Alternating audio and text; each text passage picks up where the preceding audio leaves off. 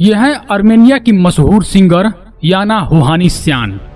दोस्तों, इन्होंने भारतीय संस्कृति के ऊपर अपने आर्मेनियाई भाषा में ऐसा सॉन्ग रिलीज किया है जिसे देखकर पूरा विश्व अचंभित हो गया है।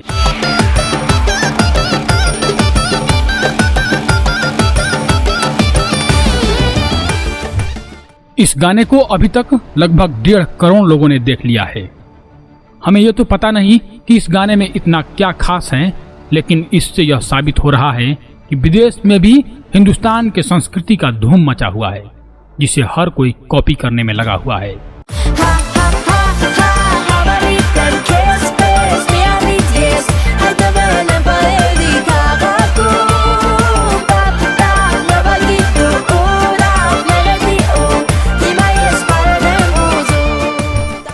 यह सॉन्ग पूरी तरह से भारतीय संस्कृति पर आधारित है।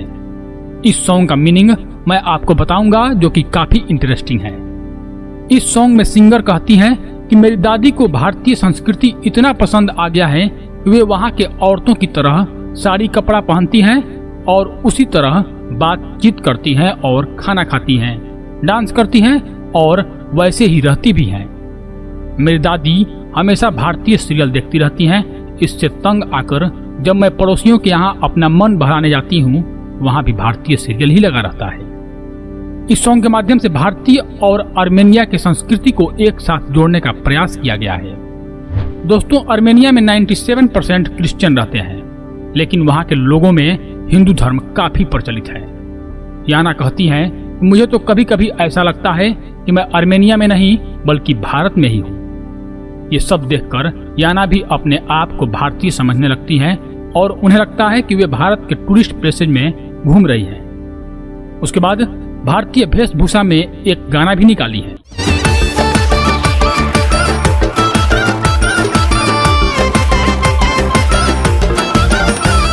इस वीडियो में यह भी दिखाया गया है कि जब सिंगर के दादा दादी अपने घर में टीवी पर भारतीय ड्रेस और संस्कृति में अपने पोती को गाना गाते हुए देखते हैं तो बहुत अचंभित और खुश होते हैं। वे आपस में बातें करते हैं कि चलो हमारी नातिन याना भी अब हमारे साथ में बैठकर भारतीय सीरियल देखेगी, और उसे भी भारतीय संस्कृति पसंद आने लगी। इस खुशी में वो आपस में डांस करने लग जाते हैं। ये तो सच है कि आर्मेनिया के लोगों में भारतीय संस्कृति का भाव कूट कूट कर भरा हुआ है, और ऐसा नहीं है कि भारत और आर्मेनिया के रिश्ते नए नए हैं। आर्मेनिया और उसके पड़ोसी देश अजरबैजान में जब भयंकर युद्ध जैसा माहौल बना हुआ है, तब भारत आर्मेनिया को ही सपोर्ट करता है और अपने हथियारों का सप्लाई आर्मेनिया को करता है। आर्मेनिया पहले सोवियत संघ का यानी कि रूस का हिस्सा था, लेकिन 1991 में विघटन के बाद वह एक नया देश बना। भारतीयों और आर्मेनियाई लोगों ने लगभग 4000 साल पहले आर्थिक और सांस्कृतिक संबंध स्थापित किए थे। जेनोबियस ग्लाक नामक एक आर्मेनियाई लेखक के अनुसार 2 भारतीय राजकुमार और उनके परिवार 149 ईसा पूर्व में आर्मेनिया चले गए। वहां उनका भव्य स्वागत किया गया और उन्हें वहां जमीनें दी गई। उन्होंने आर्मेनिया के एक प्रसिद्ध धार्मिक केंद्र अष्टिसात में हिंदू देवी देवताओं के लिए एक मंदिर बनवाया। आखिरकार उनका समाज 20 गांवों तक बढ़ गया और इसे हिंदकस्तान कहा जाने लगा, जो भारत का आर्मेनियाई नाम है। एक समय में आर्मेनिया में 15,000 से अधिक हिंदू रहते थे। राजकुमारों ने भगवान गणेश की पूजा करने के लिए वहां पर कई मंदिर भी बनाए थे।